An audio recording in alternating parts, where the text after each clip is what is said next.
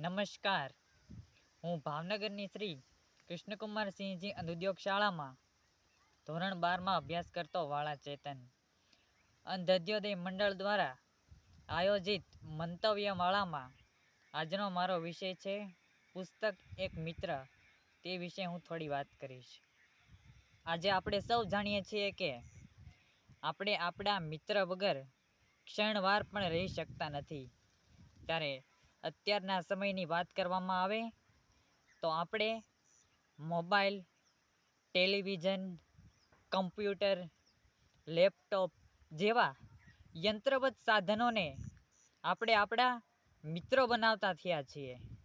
પરંતુ એક વાત તો આપણે ભૂલી જ ગયા કે આપણને સાચો રસ્તો અને સાચું માર્ગદર્શન કરનાર તો મિત્ર પુસ્તક જ છે.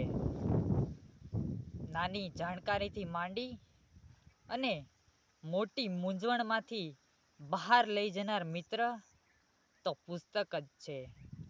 તેવી જ રીતના આપણે જેવી રીતના મોબાઈલ વગર રહી શકતા નથી, તેવી જ રીતના આપણને આપણામાં રહેલી કલ્પના શક્તિ ખીલવે છે અને આપણને સમયના ગમે તેવા પડાવ પર લઈ જાય છે. તેમજ આપણા જીવનને સરળ, સુગમ અને સુંદર બનાવે છે. તેમજ આપણા મિત્રો તો આપણી સાથે ક્ષણવારમાં આપણી સાથેથી દૂર થઈ જાય છે.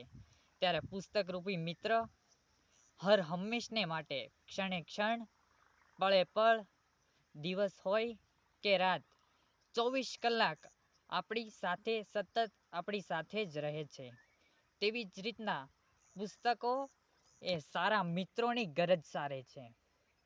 અત્યારે આપણે સૌ જાણીએ છીએ કે પુસ્તક વાચકોની સંખ્યા ખૂબ જ પ્રમાણમાં ઘટી રહી છે. ત્યારે અત્યારના સમયમાં આપણે વાંચે ગુજરાત જેવા કાર્યક્રમો કરવા પડે છે અને એ જાગૃતિ લાવવા માટે આપણે વાંચે ગુજરાત જેવા કાર્યક્રમો કરવા જ જોઈએ અને પુસ્તકો વિશે આપણે જાગૃતિ ફેલાવવી જ જોઈએ.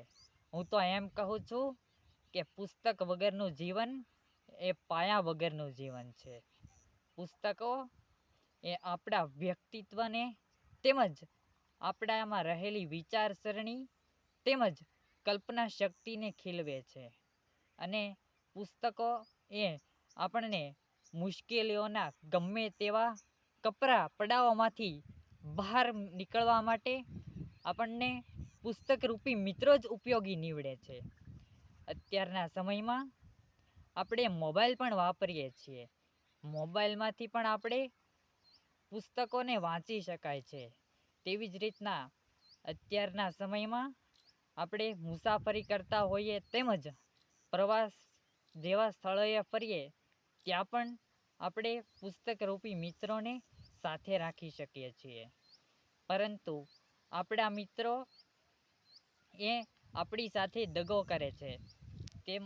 ત્યારે પુસ્તક રૂપી મિત્ર ક્યારેય આપણા સાથ છોડતો નથી.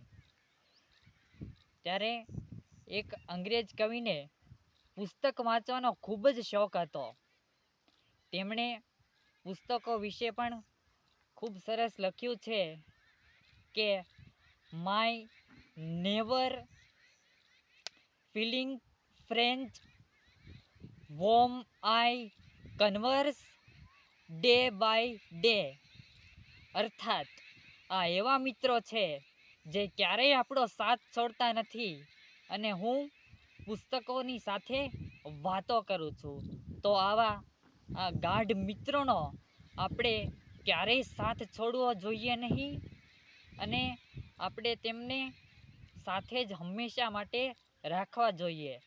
હું અંતમાં એટલું જ કહીશ કે પુસ્તક વાંચો અને જીવન સમૃદ્ધ બનાવો. અસ્તુ.